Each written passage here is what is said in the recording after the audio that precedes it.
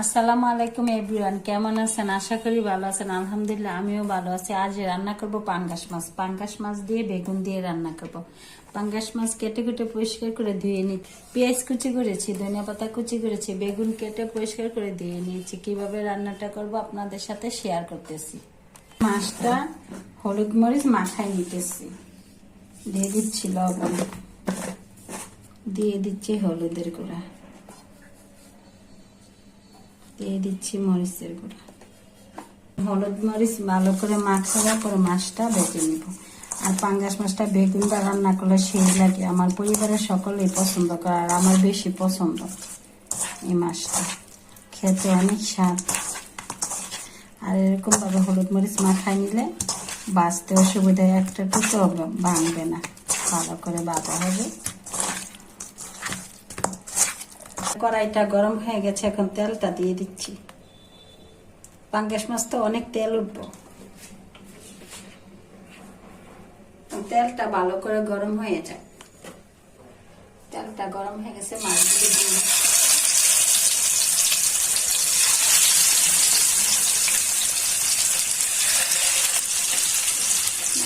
মাছটা ভাজা হয়ে যাবে।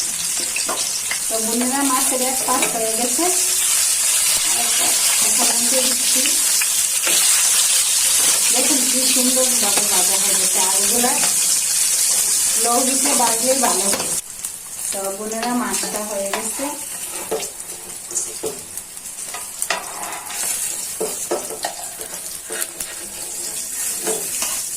সুন্দর ভাবে ভাজা হয়েছে। এখন একে একে সবগুলা মাছ ভেজে নিই।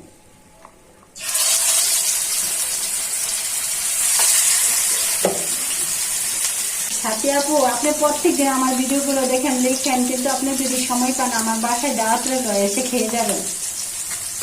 বোনেরা, তেলটা গরম হয়ে গেছে, মাছ যে ভাজলাম ওই তেলটা দিয়ে একটা রান্নাটা করে ফেলবো। পেঁয়াজ দিয়ে দিচ্ছি। আর মাঝে মাঝে বোনেরা অন্ধকার হয় কিসের জন্য? প্রায় রান্নায় গ্যাসের জন্য রান্না করতে পারি না, রাতে রান্না করা হয়তো তার জন্য অন্ধকার আসে। কিছু মনে করবেন না, আমার কিন্তু দৃষ্টিতে আমার ভিডিওগুলো দেখবেন। আর পেঁয়াজটা বোনেরা ভালো করে ভাজা হয়ে যায়।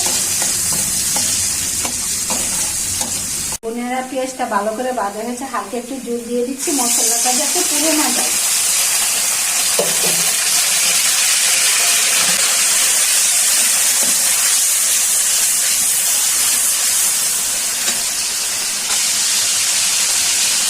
দিয়ে দিচ্ছি পরিমাণ মতো হলুদের গুঁড়া,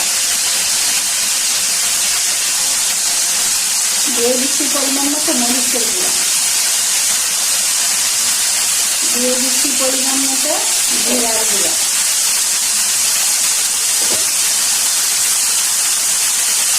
দিয়ে দিচ্ছি পরিমাণ মতো রসুন বাটা, দিয়ে দিচ্ছি পরিমাণ মতো আদা বাটা। যেহেতু পাঙ্গাস মাছ, আর মাছটা হলো মাংস বা পাঙ্গাস মাছটা একটু সাথে যদি আদা দিই সেইতে অনেক স্বাদ লাগে।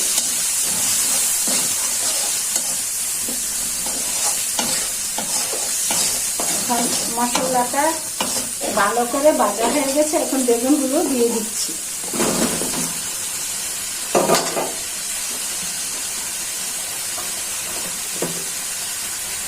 এখন দিয়ে দিচ্ছি স্বাদ মতো লবণ।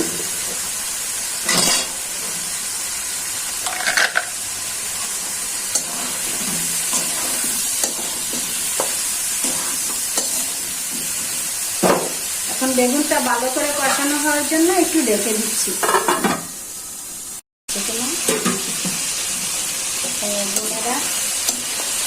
বেগুনটা ভালো করে কষানো হয়ে গেছে, এখন জল দিয়ে দিচ্ছি। মশলাটা মাখা মাখা হয়ে গেছে, এখন জল দিয়ে দিচ্ছি।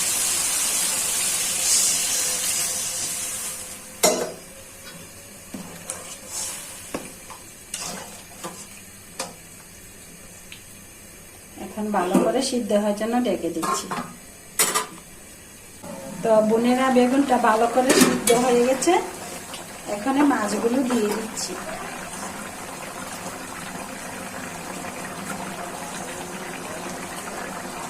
আর মাছের মধ্যে প্রচুর তেল।